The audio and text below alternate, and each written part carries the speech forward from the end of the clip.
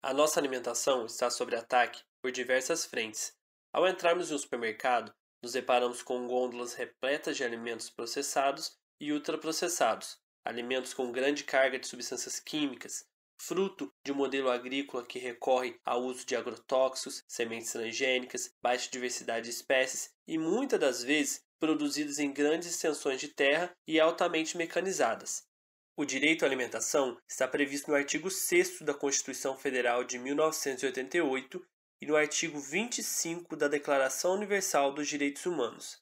Esse direito básico, assim como outros, não tem sido atendidos e discutir a respeito é fundamental, é olhar para a nossa sobrevivência.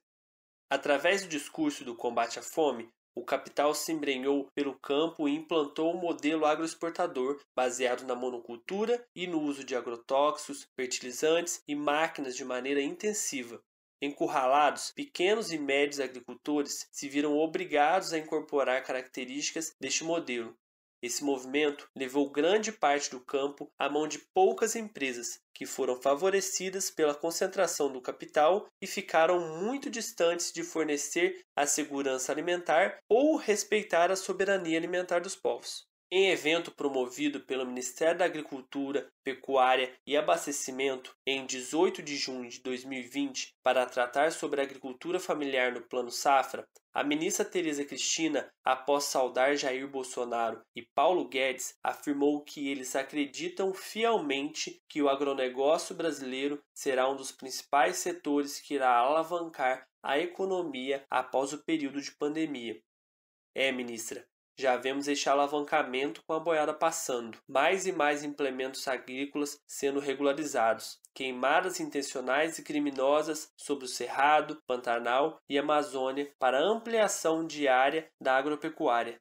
Vemos também a expulsão violenta que continua sendo executada pelo governo Zema de agricultores de suas casas no acampamento Quilombo Campo Grande, em Campo do Meio, Minas Gerais, inclusive destruindo a escola da comunidade. Vemos a quase morte do Programa de Aquisição de Alimentos, o PAA, que visa o combate à insegurança alimentar e nutricional.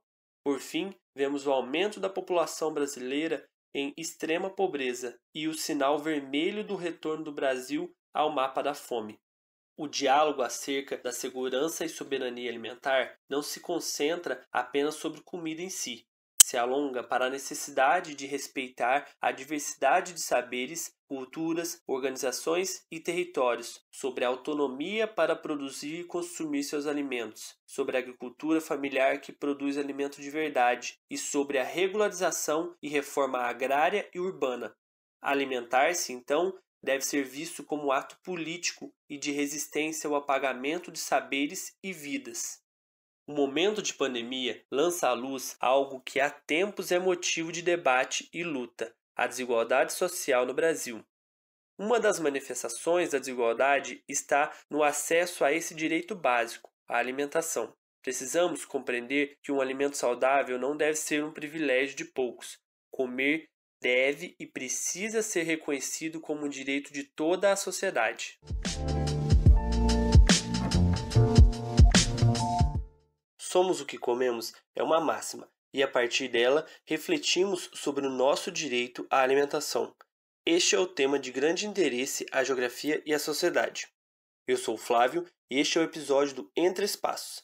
E para falar um pouco mais sobre segurança alimentar, conversei com o professor doutor em Geografia e pesquisador de segurança alimentar, Lucas Guedes Vilas Boas. Conversei também com Sheila Pagnussati, assentada da Reforma Agrária e participante da coordenação do assentamento Olga Benário, em Visconde do Rio Branco, Minas Gerais. A Sheila também é coordenadora do coletivo de mulheres do assentamento. E também conversei com Ney Zavascki, engenheiro agrônomo, assentado da Reforma Agrária no assentamento Denis Gonçalves, em Goianá, e componente da coordenação regional do MST na Zona da Mata. Lucas, para começar, gostaria que você explicasse o que é segurança alimentar e falasse qual a diferença em relação à ideia de soberania alimentar. Bem, a segurança alimentar é uma categoria de análise incluída na pauta das políticas públicas promovidas pela FAO, principalmente após a Conferência Mundial sobre a Alimentação, a qual foi realizada em 74 na cidade de Roma. A FAO que o Lucas disse é a Agência da Organização das Nações Unidas para a Alimentação e a Agricultura e tem como objetivo a erradicação da fome e o combate à pobreza pelo mundo. A intenção de discutir a segurança alimentar estava inicialmente muito vinculada à questão do acesso aos alimentos e à desigualdade socioeconômica entre os países e também entre as classes sociais.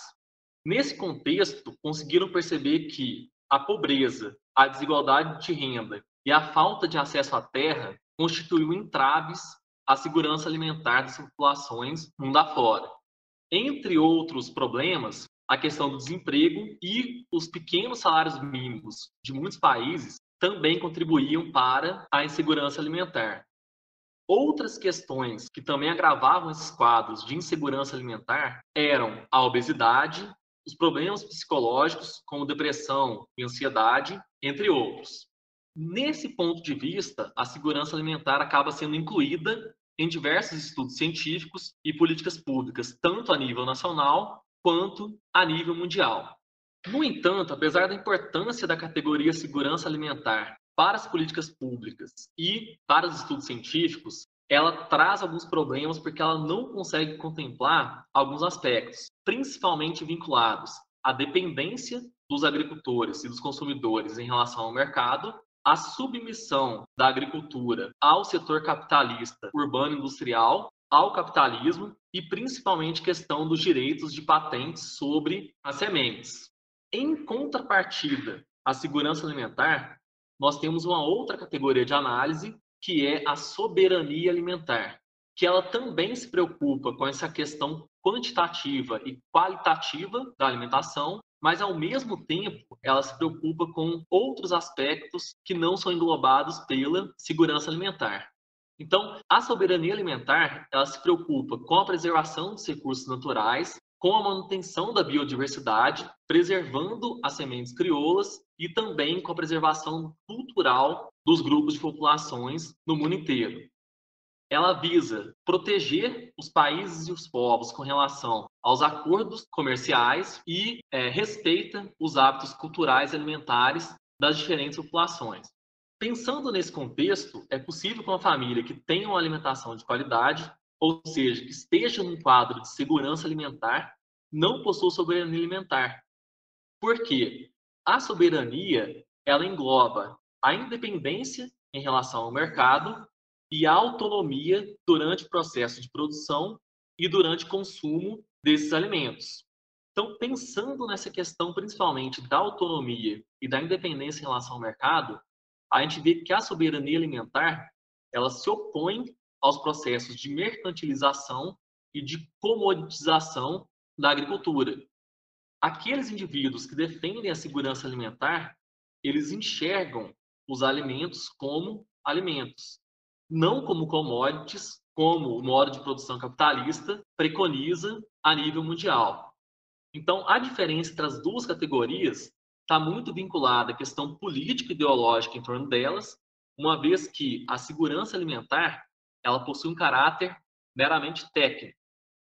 Se a gente considerar, por exemplo, o contexto brasileiro, a gente vê que programas muito disseminados durante o governo do PT, como Fome Zero, eles contribuíram para diminuir a insegurança alimentar no Brasil, criando mecanismos de acesso à renda de forma assistencialista, mas eles não conseguiram trazer soberania alimentar para essa população, porque ela continuou refém desses mecanismos de ajuda do governo, mas ela não conseguiu autonomia para produzir seus próprios alimentos ou para conseguir o acesso à terra.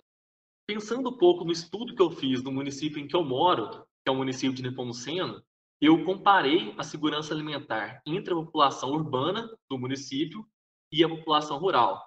Mesmo a população rural tendo a renda monetária inferior à população urbana, foi diagnosticado um nível de segurança alimentar maior nessa população rural em comparação à urbana, a que se deve principalmente pela condição de acesso à terra.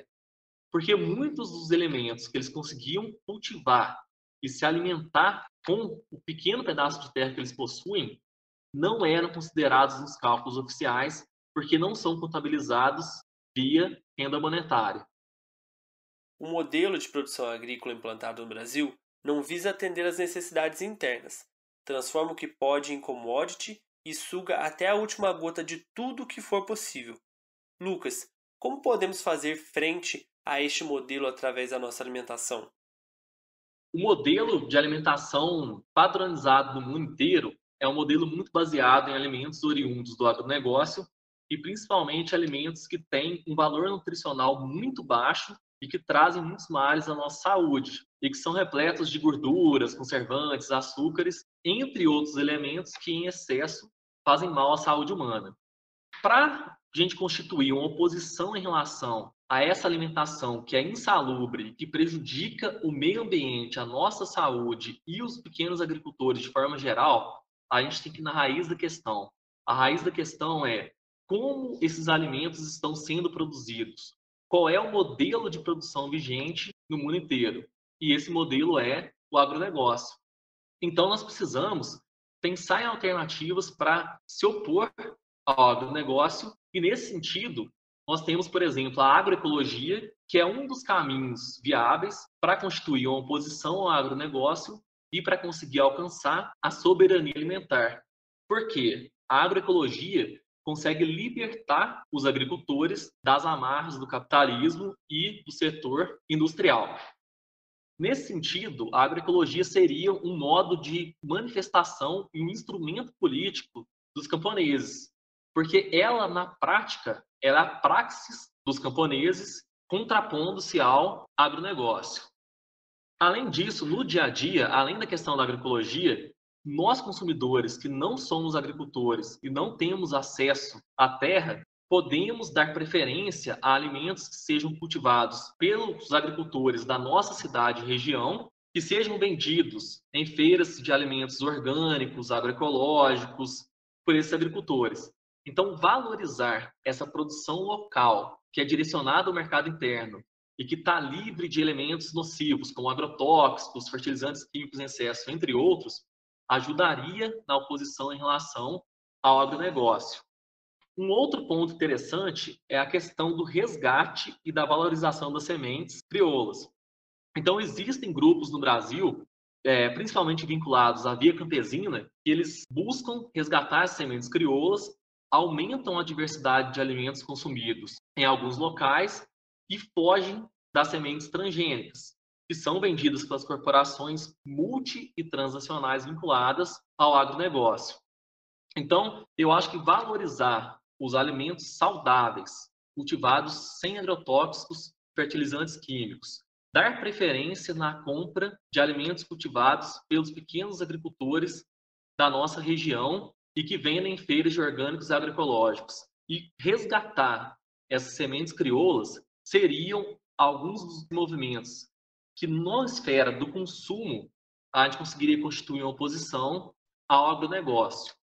Pensando numa escala macro, movimentos como o MST são fundamentais nessa luta contra o agronegócio, porque eles mostram, numa escala nacional, uma outra forma de produção. É possível que a organização política e coletiva dos agricultores é benéfica para eles e torna esses agricultores capazes de competir com o grande capital.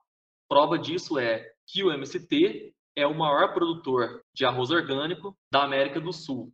Então, essa organização dos agricultores em cooperativas no sentido socialista ou em movimentos de luta política como o MST são muito importantes nessa luta contra o agronegócio. Grupos inteiros são levados à morte de fome lentamente pela inanição nutricional, mesmo se alimentando diariamente. É o que Josué de Castro coloca como a fome oculta. Lucas, como a fome oculta, problemas psicológicos, alcoolismo e a obesidade podem se relacionar com a insegurança alimentar?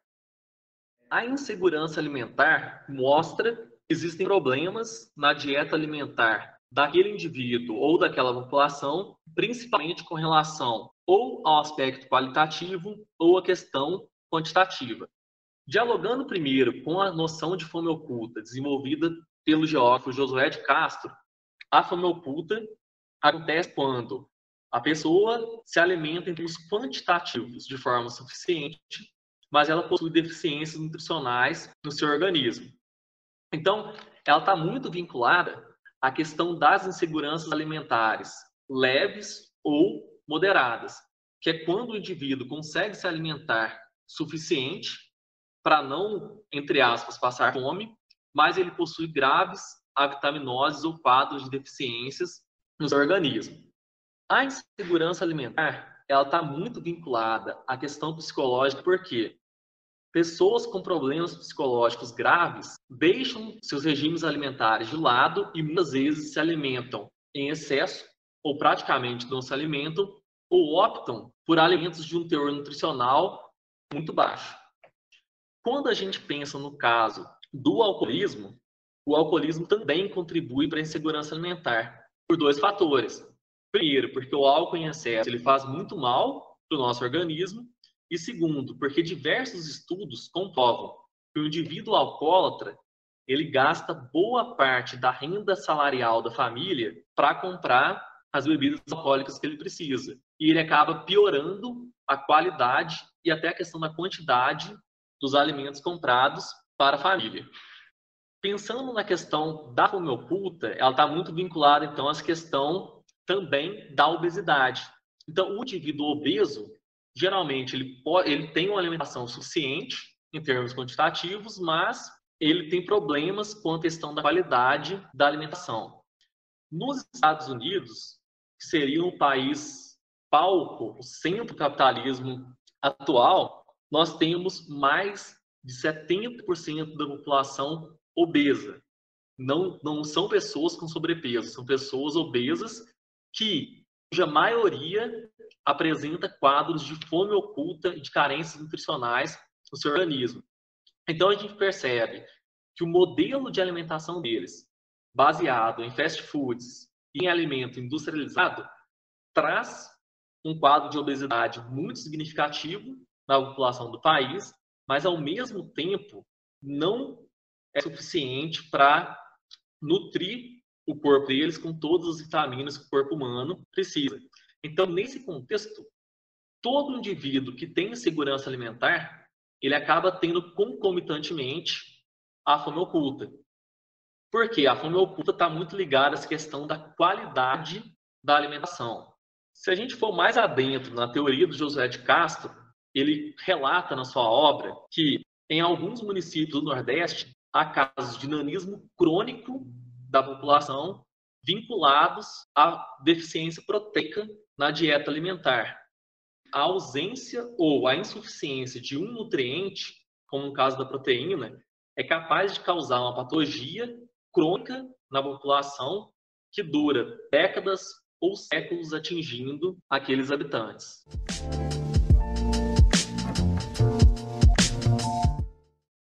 Gente, qual tem sido a participação do MST na tentativa de garantir o direito à alimentação de qualidade, tanto para quem produz como para nós, moradores da cidade? Quais os principais obstáculos à segurança alimentar? Assim, a princípio, quando começou a pandemia, nós nos deparamos numa encruzilhada, né? O que nós vamos fazer? Porque, por exemplo, aqui no assentamento onde eu moro, né, que é no Olga, a gente fazia feiras durante a semana e fazia no sábado. E do nada parou, né? Cortou as feiras, a gente não tinha mais onde escoar a produção, não tinha mais o PNAE, que é também um lugar onde a gente alimentação escolar, né? O PNAE. Então, assim, a gente deparou assim com muita dificuldade, né? E aí nós entramos, já vinha acontecendo as cestas agroecológicas em outros assentamentos e no Denis, né? Que é perto de Juiz de Fora também já vinha acontecendo. A gente começou a fazer, né? As cestas agroecológicas. E assim, foi assim um avanço muito grande, assim, porque o que a gente esperava ia vender pouquinho, né? A gente não tinha a dimensão do tanto que a gente ia escoar. Está sendo melhor, assim, a situação da alimentação dos produtores está sendo melhor do que quando a gente ia para a feira, assim, sabe? A gente participava da feira do município, né? Então, a gente se deparar com parar tudo, né? Então, a gente começou com as cestas agroecológicas. A gente tem fornecido alimento saudável, né? A gente tem sempre batido nessa tecla, né? A gente levar alimentação saudável para as pessoas da cidade. E também, assim, mostrar a nossa luta, né? A nossa luta do MST, fazer os produtores, né, daqui do assentamento, dos assentamentos, né? E a gente tem, assim, uma dificuldade muito grande que a cidade acha que a gente não produz, né? Acha que a gente vive bem, né? Muita gente, a gente se depara muito, assim, com essas pessoas da cidade. Então, para nós, foi muito bom a gente escoar a nossa produção, né? Levar alimentação saudável para as pessoas da cidade e eles, assim, agradecer a gente, a gente está levando essa alimentação, né, com um preço abaixo, né? A gente busca alimentação boa, né? Sem uso de veneno, mas também o preço que caiba no bolso, né, de todo mundo, assim. E a gente também se deparou que muita gente que começou a usar as cestas, né, a adquirir as nossas cestas, não era só a gente, nossa, como é que eu posso dizer? Comprometido com a causa ou simpatizante da causa. Acho que essa palavra que a Sheila procura aí, né? Começa a chegar num público maior do que o público que apoia, de certa forma, a reforma agrária. Eu acho que uma questão importante é a própria política do MST para os assentamentos, que já, de certa forma, nos prepara para isso. Quando a gente organiza os agricultores, uma das primeiras coisas que a gente trabalha é a questão do autossustento. Então, a alimentação, a segurança alimentar, a soberania alimentar dentro dos assentamentos já é uma política do movimento, né? Então, a partir então, o consumo para os agricultores, a gente sempre trabalhou dessa forma. E acho que a Sheila traz muito bem assim a encruzilhada que se chega com a pandemia, as dificuldades desse modelo de desenvolvimento do capital, de garantir o abastecimento de alimentos na cidade, porque a transformação do conjunto de alimentos em commodities faz com que a comida que chega ela seja muito mais uma ração do que efetivamente um alimento, né? E então a MST tem trabalhado para construir essa alternativa de renda para os agricultores e, por outro lado, o acesso desses produtos, né? A Sheila traz esse elemento do preço, né, de que não adianta a gente produzir um produto agroecológico de alta qualidade nutricional e ele ser só para as classes mais abastadas, né? Então também chegar até a população dos trabalhadores da cidade. E uma questão que a gente também reforçou bastante nesse período é a solidariedade dos trabalhadores do campo.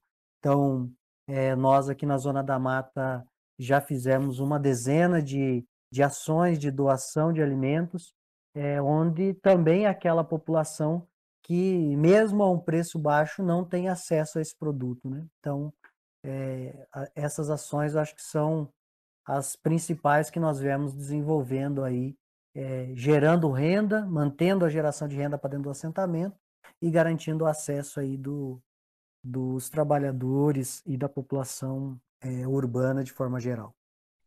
Vocês me desculpem, é que os meninos chegaram aqui e eu perdi a fala, né? Não consegui mais falar.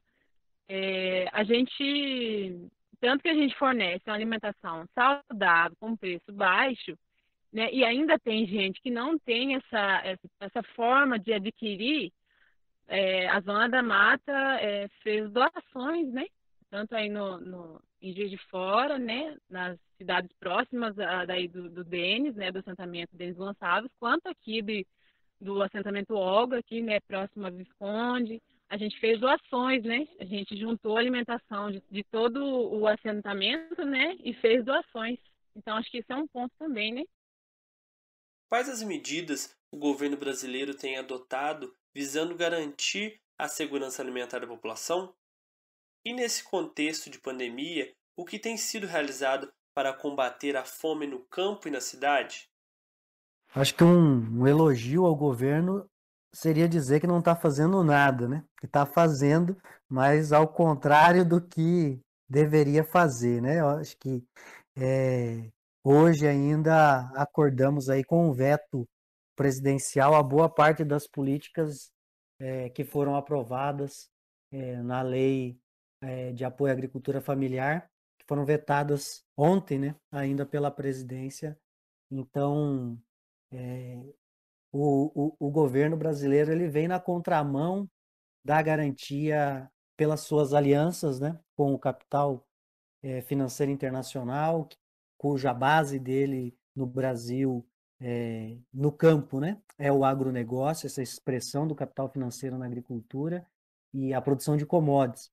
Então, a produção de alimentos saudáveis e a produção de alimentos voltado à população interna, ela não é prioridade nesse governo. Então, se você pegar desde o início da pandemia, a única ação que visa, de certa forma, atingir aí a grande parte da população com maior dificuldade é o auxílio emergencial, que foi uma derrota para o governo você aprovar no Congresso uma ajuda de R$ 600 para garantir a segurança alimentar de uma infinidade de trabalhadores informais, de trabalhadores que ficaram com sua renda prejudicada nesse período.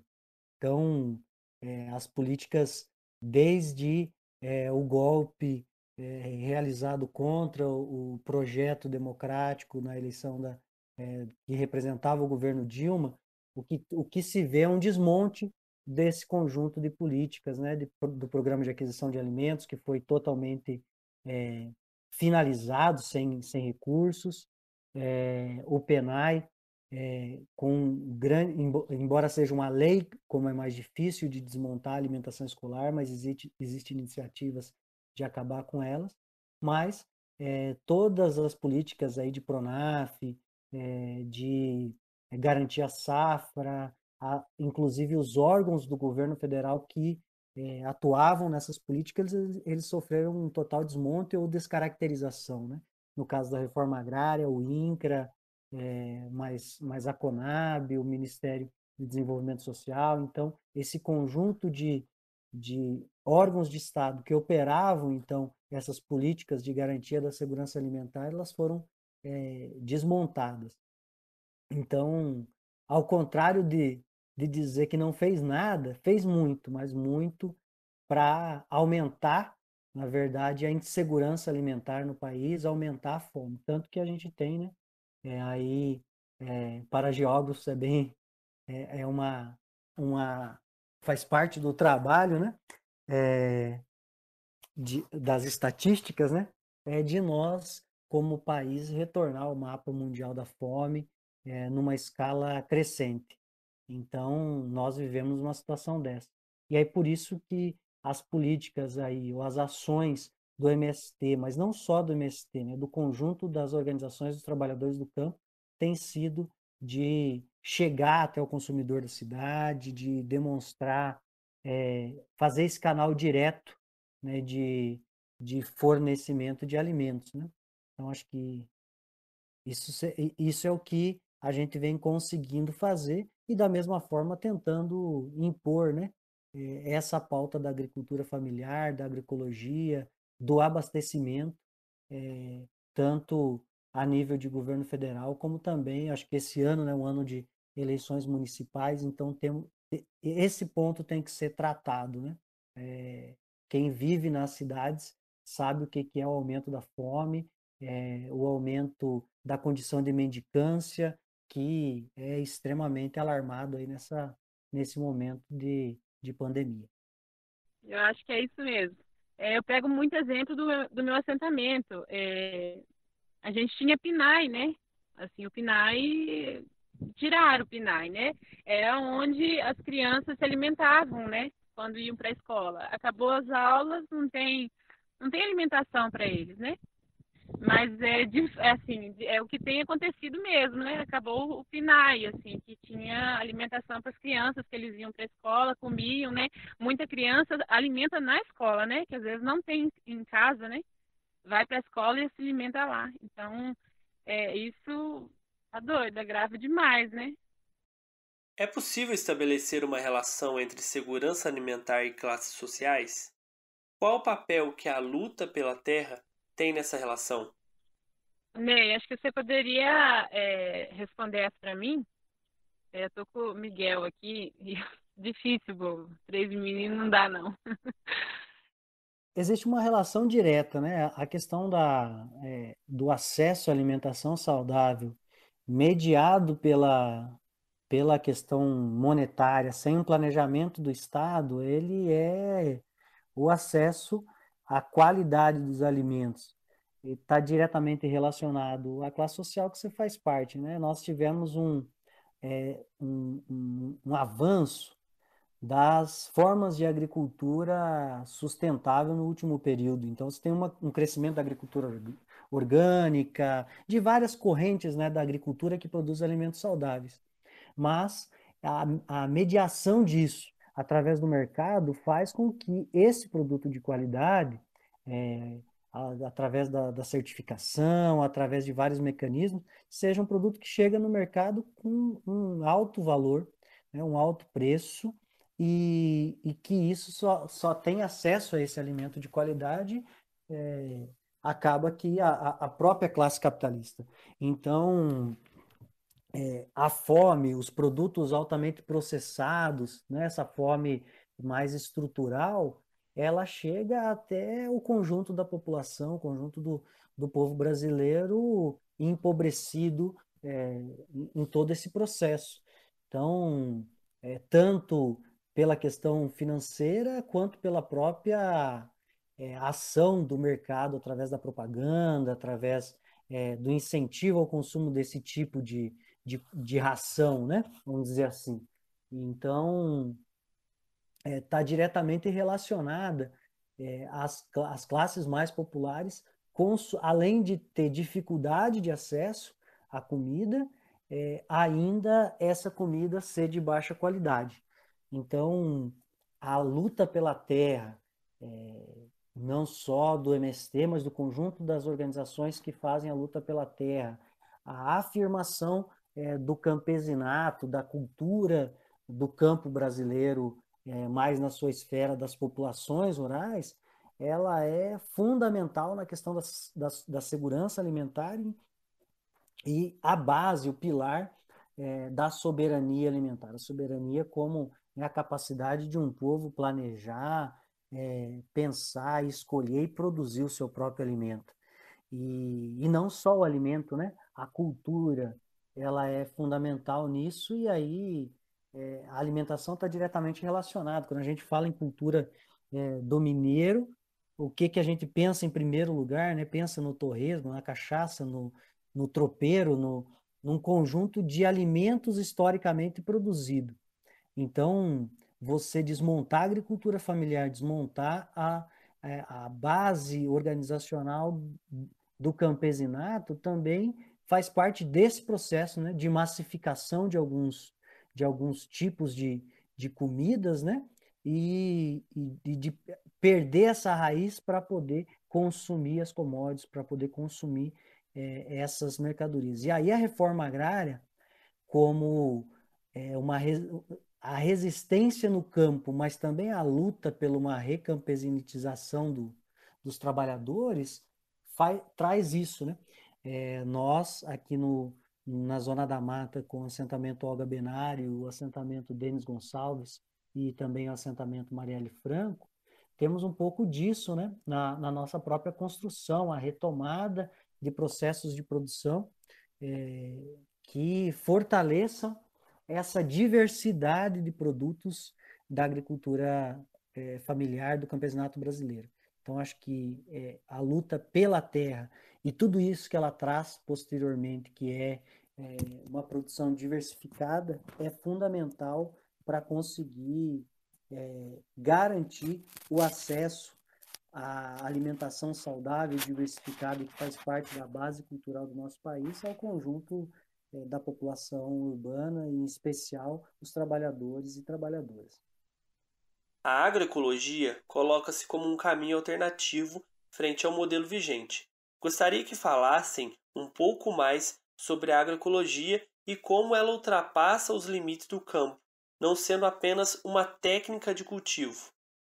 A agroecologia, ela, para nós do MST, ela é uma base fundamental da produção.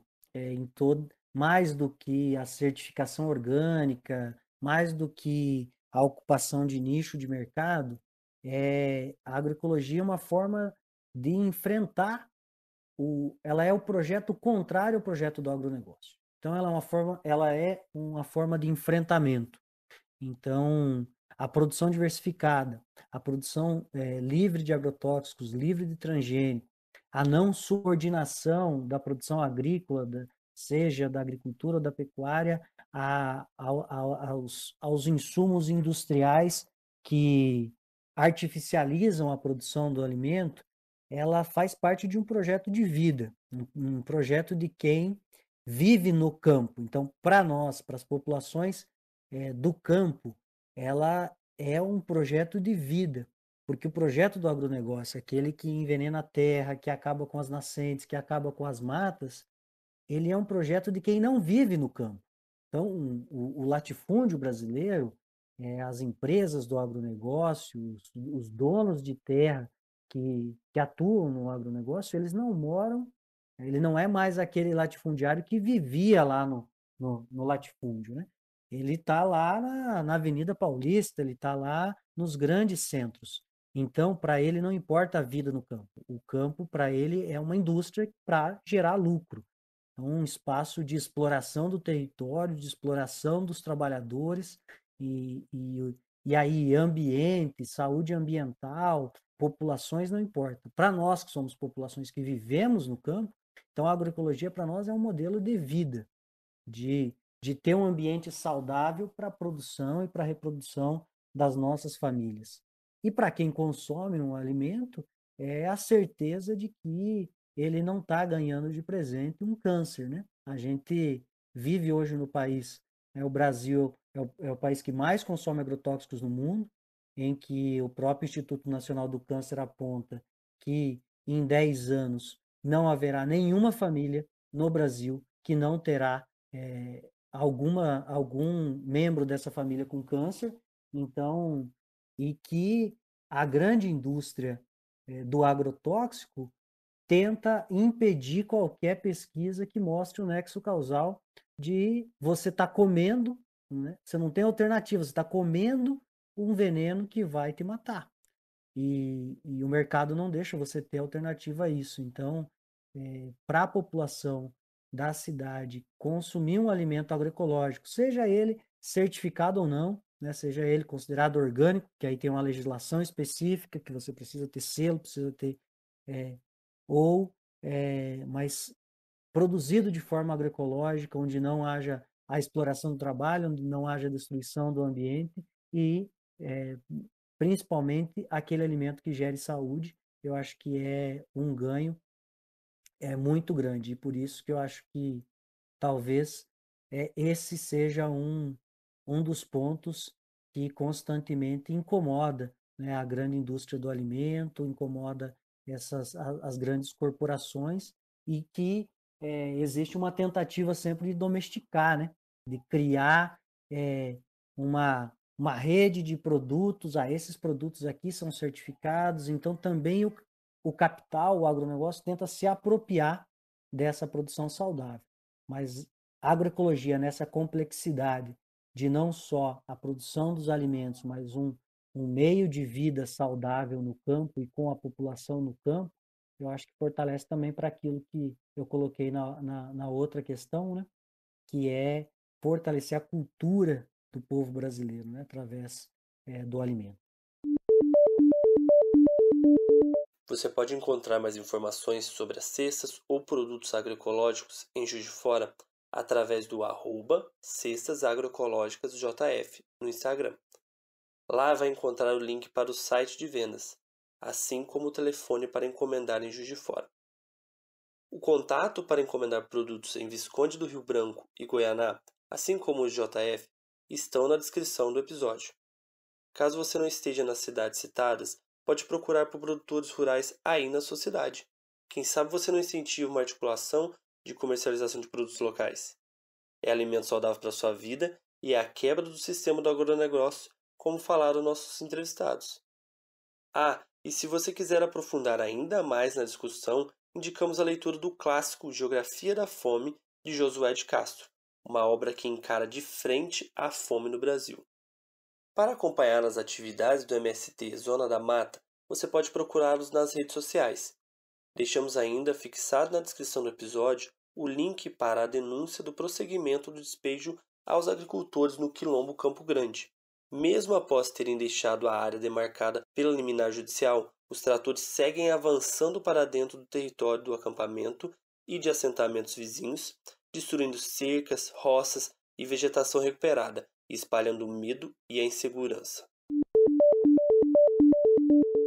Participaram da produção deste episódio Verônica Sacaragui e Flávio Santos. A edição de som foi feita por Jader Moreira e João Luiz Pedrosa. Esse foi o Entre Espaços, o podcast da AGB Juiz de Fora. Saudações AGBianas e até mais!